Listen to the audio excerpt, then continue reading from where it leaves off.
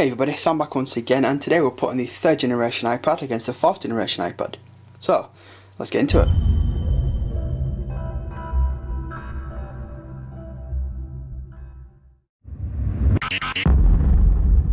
So, as you can see, I've got the 3rd generation on the left hand side, the 4th generation on the right hand side. And to show you that neither of them have got any applications running in the background or pause in the background as iOS does it. Today we're just going to load up a couple of applications just to see which one kind of loads them quicker. So again, it's not a super scientific test, it's just a rough indication of where both of them are. So first off the bat, let's start with Chrome. Shall we start with Chrome? No, we'll start with Tweetbot. That seems like a good option. So here we go. So we'll do 1, 2, 3, away they go. There you go. The 4th generation just beat the 3rd generation. Let's have a look at, I don't know, shall we go to AV forums? So 1, 2, 3, off they go. And it looks like a slap. I'm going to give that one personally, give that to the 3rd generation. No, load at roughly the same time, that seems to log in a bit quicker. We'll next try, I don't know, which one shall we try? Dead Trigger, sounds like a good one, it's a pretty biggish game. So here we go, so 1, 2, 3, and off they go. Now I pressed them just about the same time. This one, sometimes you'll probably see there, it seems having slight problems loading certain things. And you see the 4th generation beat it anyway, so there we go. Let's go into Stumble Upon. Should we do Stumble Upon? I'll see something else we've got there. We'll Plague Inc., one of my favourite games. And off they go. It's just beaten by the 4th generation. Again, nothing major in that one. We'll try my favourite game at the moment. Yes, I am playing Jurassic Park. Don't judge. So 1, 2, 3, and off they go. And again, you see, it doesn't always register the touch just as quick. So wait for it to fully load up and see which one gets there quicker. And obviously, it looks like it's going to be the 4th generation one. Yeah, we'll give that to the 4th gen. So let's just go back out of that one.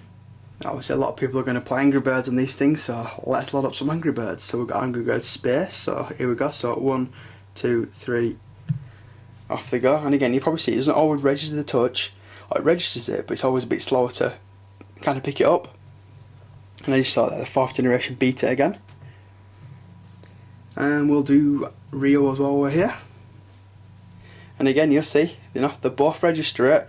This one seems to register it just that tiny little bit slower. So the 4th gen does beat it again. Now, you're probably thinking, Sam, there's not a massive difference in terms of speed performance there.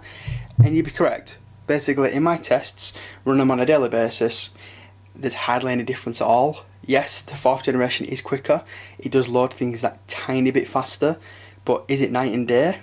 The honest answer is no. You know, in my real world tests, as I always like to say it as, it's a real world kind of situation.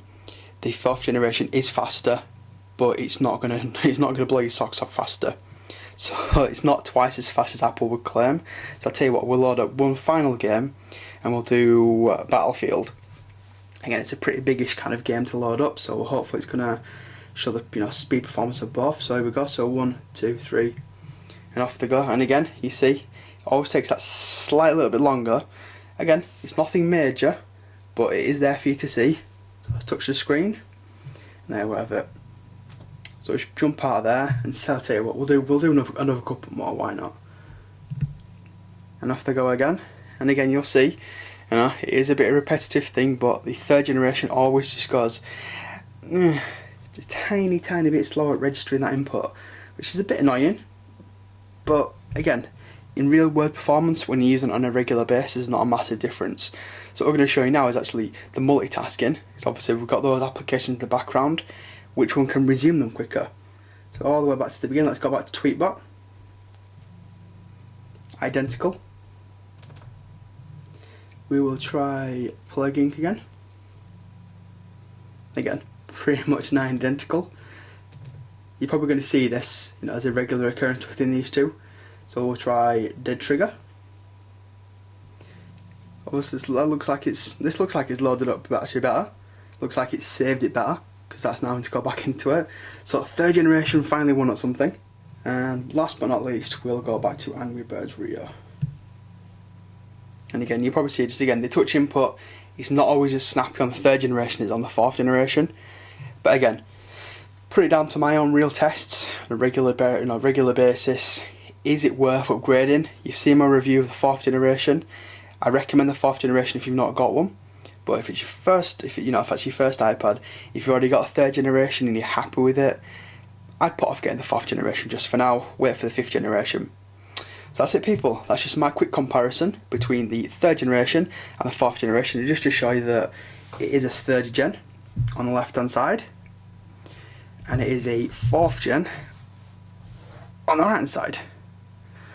So that's it, people. Do you have any questions about these two? Not to do by now, hit me up down below. Don't forget to follow me on Twitter at samjpullen. You'll see me all in my next video. Cheers, everyone.